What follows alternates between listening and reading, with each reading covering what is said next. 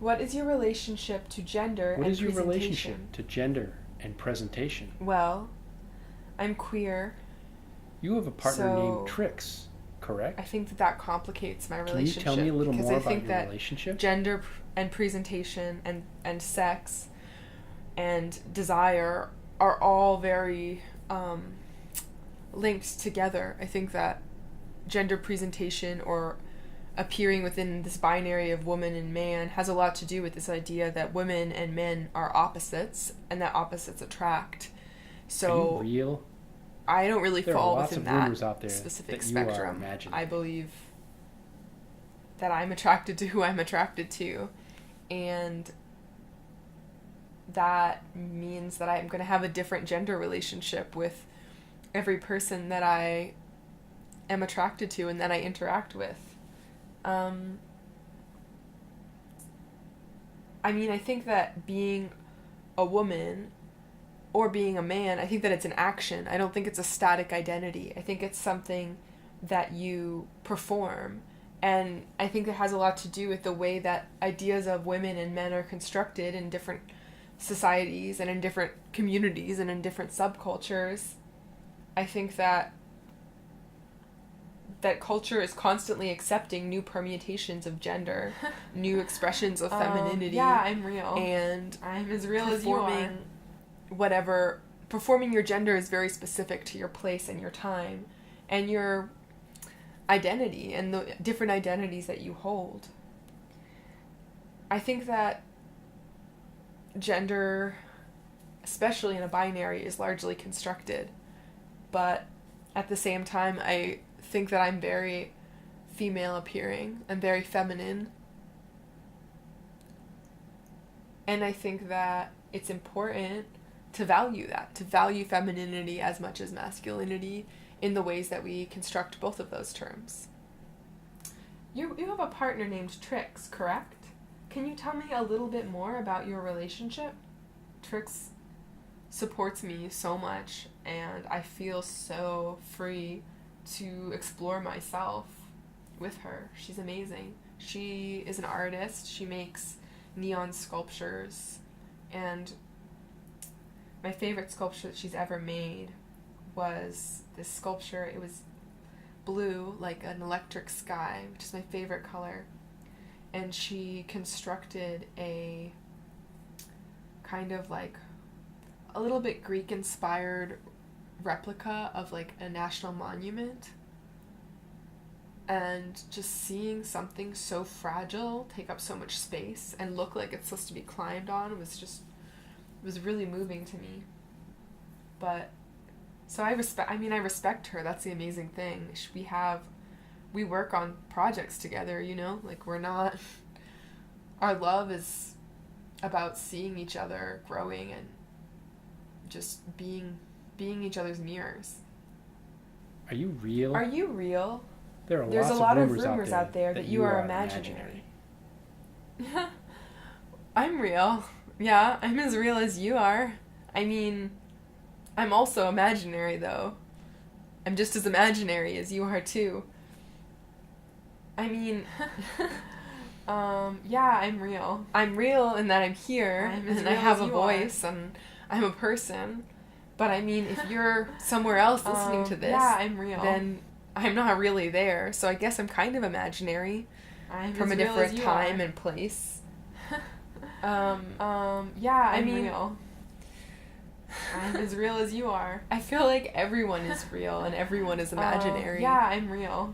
Can you honestly say that you're not imaginary at all? So, we've been getting a lot of comments that your videos, while empowering for many, are the historical descendants of white feminism trademark. How do you respond to this? This question has a lot to do with privilege. Are you real?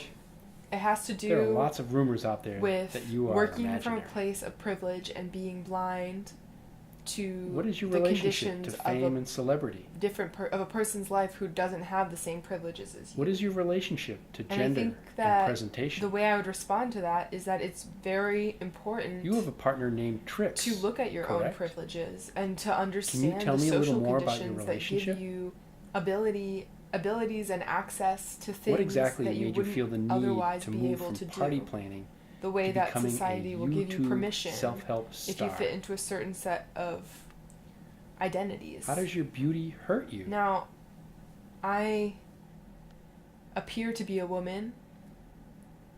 I'm white. I am a feminist. As far in which as ways you're complicit. you can define that, the such ideas a of what a fragmented woman is at term. all. I think that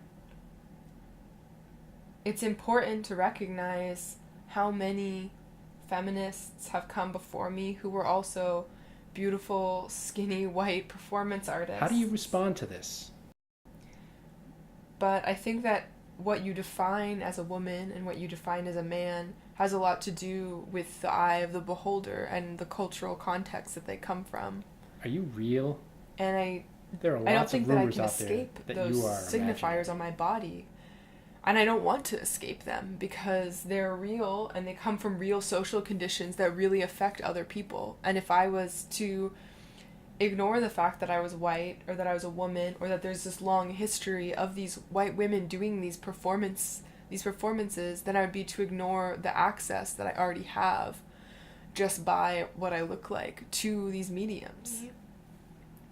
I think that the feminist work, the white feminist work, was very important, but I don't think it's enough. I think that we have to interrogate the ways that the power structures are erased and the ways that they are gendered. What is your relationship to fame and celebrity?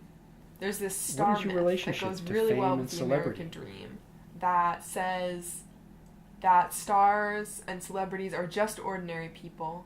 But I feel like stars are a way that people collect their own identity because you pick which stars you love and you find out all this information about them and then you like try to collect them. You hold this power over them. You're anonymous and they are out in the open for everyone to see. You see them spill their coffee. No one is collecting pictures of you spilling your coffee. But then you fetishize like what that attention would be like. I think that actually online profiles, like dating profiles and Facebook profiles, are really similar to like celebrity information. It's like people are okay with being surveilled on Facebook because it kind of makes them a celebrity for someone to be watching. Stars So I think and being a celebrities are celebrity just is really ordinary hard. people. You're also an image. You don't get to relate in an interpersonal way with most of the people who are affected by you. And that's really hard. Like being a celebrity to the world, to like a global community, like that can't even be real. Like you can't be everywhere at once. You don't have time in your life to meet all the people who you're affecting. So in a sense you become kind of empty or absent. You have a partner named Trix, correct? Can you tell me a little bit more about your relationship? What exactly made real? you feel the need to move from There are party lots of planning rumors to out there becoming a that YouTube you are self-help imaginary. star? Party planning is What is your relationship to really fame and hard celebrity? work, and it's really emotional. You have to assume What is your relationship to gender and presentation? what other people's needs are before they even tell you. You have a partner You have named to Trix, construct this correct? fantasy of Can you this tell me a little situation more where about your all of relationship? the guests' needs are just magically taken care of. What exactly made you And feel that the need work to move from isn't party really considered planning work. to becoming a And YouTube especially if I'm hired by self-help someone, star? usually it's the person that hired me that gets a lot of the How does your praise beauty for hurt how you? well I do. So I felt like the work that I was doing not only wasn't being validated, but it wasn't even being credited to me. I think that it had a lot to do with money. Out of respect for myself, Had the money. I decided to plan stop. parties. I wanted to get into something where I felt more validated and I felt more valued. Because I wanted to show myself that I am valuable. And then I got into being a YouTube self-help star. I mean, I still throw parties for my friends and parties for myself, but it's different when there's not that money relationship going on because I'm doing it for the pleasure of throwing a party to be recognized instead of being paid to be an extension of somebody else. But with being a YouTube self-help star, I don't think I quite got there yet. to where I wanted to go because I was still trying to accommodate someone on the other side of the screen. And that's someone that I couldn't see, so I still had to make all these assumptions, and I just didn't really feel comfortable with that. So I've been working recently. I've been doing some writing. I've responded to fan letters for a really long time, but I've never really gotten into writing my own fiction and poetry, and I've been hiring myself out as a human transplant because, and I'm doing this on a sliding scale, because I think that it's important to be able to use my skills of accommodation, but to do so in a way that feels really self-aware. And it feels like people know and are aware that they're paying me to be there and to perform this role that they want for them. Because I think it kind of breaks from like societal expectations in a way that party planning doesn't. I want to become something that breaks expectations. How does your beauty hurt you? My beauty? I don't know.